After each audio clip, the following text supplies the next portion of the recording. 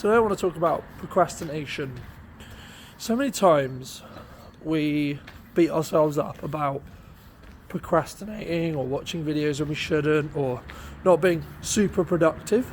And I remember reading somewhere a long time ago that procrastination itself is a stress response, right? So when our nervous system needs a break or needs a opportunity to reset, it might trigger our stress response. So that triggers cortisol in our brain, and once doing so, we'll then potentially procrastinate, right? So I think you can be and should be a little kinder to yourself when it comes to whether you are procrastinating, and maybe ask yourself, do you need to specifically take some time back, step back? Have you been in a specific challenging or problem solving or high stress scenario recently or consistently?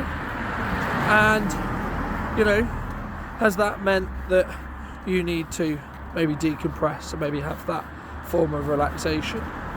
And on a slightly different note, but I think it's still linked, if you're stressed about, say, cash flow, like many people will be in January, because things are normally quieter, the thing I would say, and I had a conversation towards the start of the new year with a good friend of mine about this, about would you rather be in a job with a level of quote-unquote security where you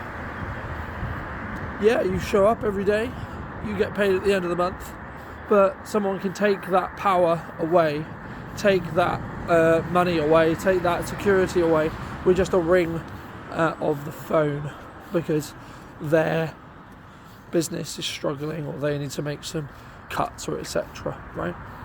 And you guess the counter argument to that is make yourself unreplaceable, make yourself less likely to be the one on that cutting block.